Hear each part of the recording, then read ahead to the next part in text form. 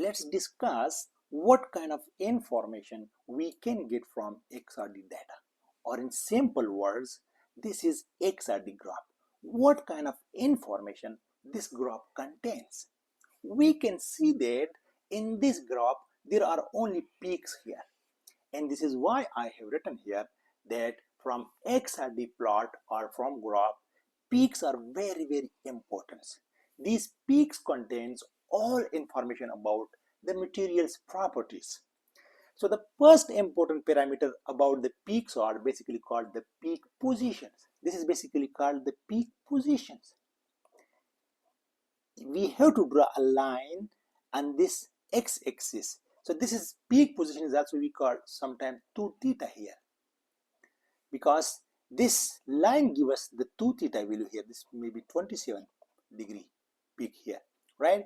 And this is another peak position here. So the first parameter is peak position, very important. Now the second important parameter is basically called the intensity or peak intensity. So intensity does not talk about the height only, it's talk about the area under the curve. Maybe we will have very high peak, but the intensity may be low. In another case, if we have a small height peak, but intensity may be a high here. So intensity basically talk about the area under the curve. The third important parameter is basically called the peak shape or the peak width here.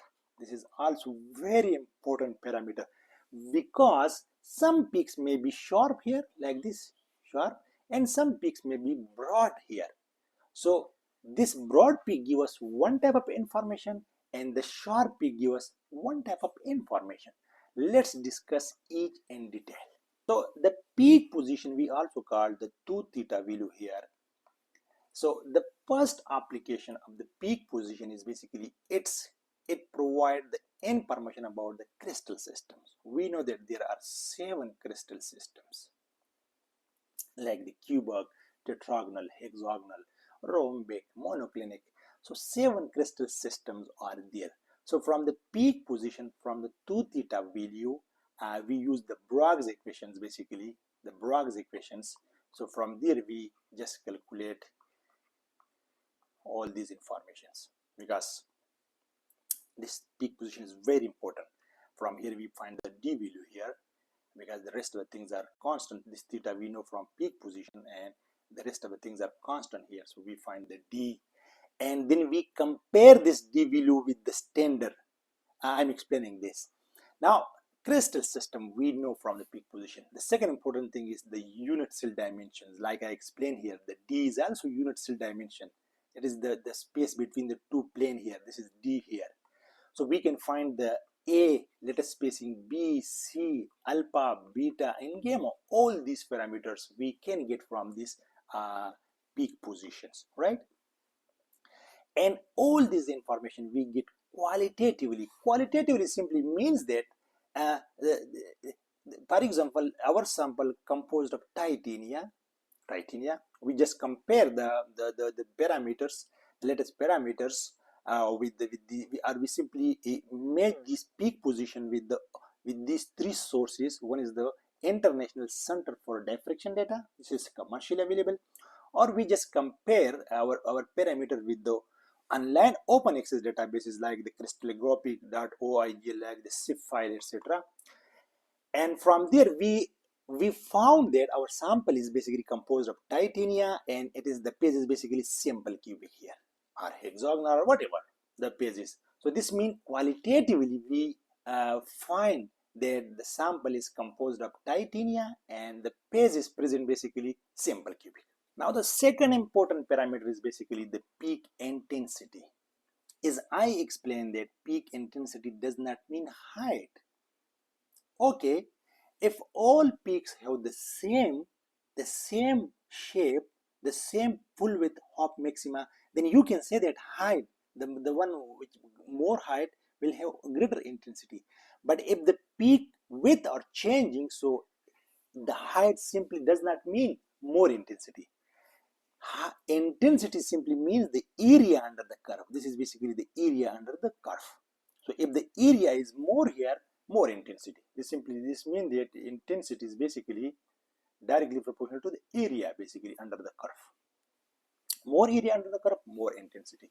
So it basically gives us the information about the unit cell contents. Like in previous case, I say that in my sample, titanium is present. We don't know how much, only titanium is present. And what is the phase? The phase is basically simple cube. Now we want to know that how much this phase titanium is present in our sample. For example, if this big peak is also titanium, this is also titanium here, this is also titanium here. So this means that we know that this is the large proportion of the titanium is present here. This means that the volumetric proportion information we get from the peak intensity here. So this means quantitatively the intensity tell us about how much each phase is present in the sample.